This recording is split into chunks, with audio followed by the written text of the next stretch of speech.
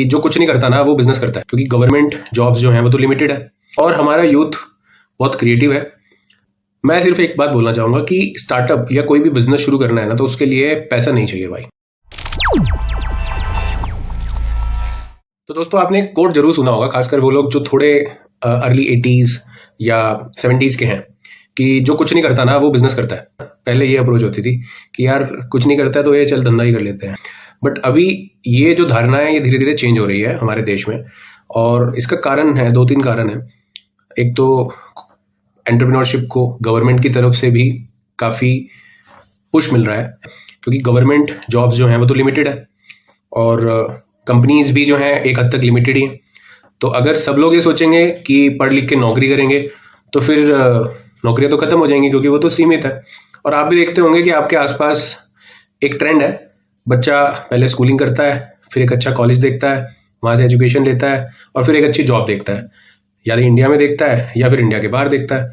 और ये जो चलन चल रहा है, इससे क्या हो रहा है, भेड़ चाल की वजह से जॉब मार्केट में इतना बुरा हाल है कि लोग 10-10 हज़ार की नौकरी भी करने को तैयार है। प्रैक्टिकली ऐसा हो भी रहा है, right. Exceptions are always there, but main चीज़ जो है वो ये है कि एंटरप्रेन्योरशिप को गवर्नमेंट भी सपोर्ट कर रही है, साथ ही साथ इंडिया की पॉपुलेशन है, क्योंकि यूथ है ना, तो इसकी कंजम्पशन बढ़ रही है। और हमारा यूथ बहुत क्रिएटिव है, अपना जुगाड़ हम खुद करना जानते हैं, कैसे चीज़ें की जा सकती हैं। तो काम अगर खुद का शुरू करना है तो बहुत सारे तरीके हैं, और ज़रूरी नहीं है कि कट कॉपी पेस्ट करके दूसरे का मॉडल ही कॉपी करो। आप क्या करो कि आसपास की प्रॉब्लम्स को देखना शुरू करो।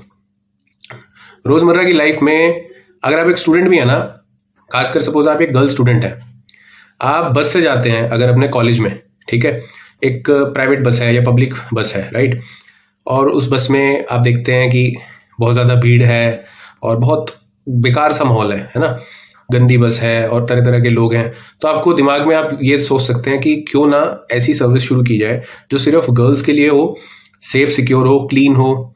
तो आप ऐसी कोई शटल सर्विस लॉन्च कर सकते हैं। तो ऐसे आपको छोटी छोटी चीज़ों में प्रॉब्लम ढूंढनी है। अब जैसे रितेश अग्रवाल ओयो के फाउंडर है, उन्होंने देखा कि होटल्स जो हैं वहाँ पे जो यूज़र एक्सपीरियंस है वो पुअर था।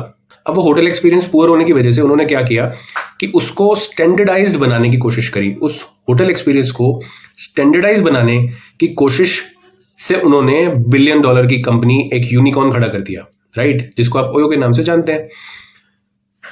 अमन जो बॉट के फाउंडर हैं, अगर आप बॉट के ईयरफोन्स या कोई भी प्रोडक्ट यूज करते हो, उन्होंने क्या किया, वो भी क्या करते थे, वैसे पेशे से चार्टर्ड अकाउंटेंट है, जैसे मैं एक चार्टर्ड अकाउंटेंट हूँ, बट वो जॉब करते थे, आपने सुना होगा एक कंपनी है JBL जो साउंड सिस्टम्स और ये सब चीज़ें बनाती है, वहाँ जॉब करते थे और चार्टर्ड अकाउंटेंट होने के बावजूद मार्केटिंग में अच्छे थे, स्किल्स अच्छी थी। और जैसा कि वो अपने इंटरव्यू में भी बताते हैं, आपने सुना होगा कि उन्होंने हाइक के लिए बोला, हाइक नहीं मिली तो उन्होंने कहा ठीक है मार्केट में मिलते हैं। इस जोश में नौकरी छोड़ दी उन्होंने। शुरुआत में दिक्कतें आई उनको भी, बट धीरे धीरे क्या, आज की डेट में आप और मैं, हम सब जानते हैं बॉट को, राइट। तो ये छोटे छोटे एग्जाम्पल्स हैं। तो आप भी क्या कर सकते हैं, अगर जॉब में है और एंटरप्रेन्योरशिप शुरू करना चाहते हैं, तो अमन का एग्जाम्पल आपके लिए। एक स्टूडेंट है, आसपास की प्रॉब्लम देख रहे हैं, कोई सोल्यूशन बना सकते हैं, तो रितेश अग्रवाल का एग्जाम्पल है आपके लिए। तो एग्जाम्पल ऐसे बहुत सारे हैं, ठीक है, बट मेन जो मोटिवेशन है ना, वो सेल्फ मोटिवेशन आपकी खुद की होनी चाहिए। प्लस ये भी नहीं होना चाहिए कि आप सिर्फ और सिर्फ इसलिए स्टार्टअप शुरू कर रहे हैं कि भाई फंडिंग उठाऊंगा, है ना। तो फंडिंग उठाने के लिए कभी स्टार्टअप शुरू ना करें। हमेशा स्टार्टिंग में उसको एज अ छोटा MVP की तरह लॉन्च करें, है ना, मिनिमम वायबल प्रोडक्ट की तरह लॉन्च करें, छोटे लेवल पे लॉन्च करें, मल्टीपल आइटरेशंस, फीडबैक के बाद अपनी ऑफरिंग को इम्प्रूव करें और फिर उसको फुल फ्लेज लॉन्च करें, या तो खुद की फंडिंग से, या फैमिली की, फ्रेंड्स की, या सीड फंडिंग, अगर गवर्नमेंट ऑफ इंडिया की सीड फंडिंग स्कीम, MSME की या स्टार्टअप इंडिया की आप जानना चाहते हैं, तो और वीडियोस भी हैं हमारे चैनल पे, आप वो देख सकते हैं। और उनके थ्रू आप MSME champion portal, startup India portal, इनके थ्रू आप अप्लाई कर सकते हैं स्कीम्स के लिए भी। और मैं सिर्फ एक बात बोलना चाहूँगा कि स्टार्टअप या कोई भी बिजनेस शुरू करना है ना, तो उसके लिए पैसा नहीं चाहिए भाई। अगर आप सोच रहे हैं कि सिर्फ पैसा चाहिए तभी स्टार्टअप शुरू हो सकता है, तो आपकी धारणा गलत है। आपको पैसे से ज़्यादा दिमाग चाहिए, और आपको ये पता होना चाहिए कि मार्केट क्या है ना, कि आप प्रॉब्लम क्या सॉल्व कर रहे हैं, इसकी टारगेट मार्केट क्या है और वो कितनी बड़ी चीज़ हो सकती है।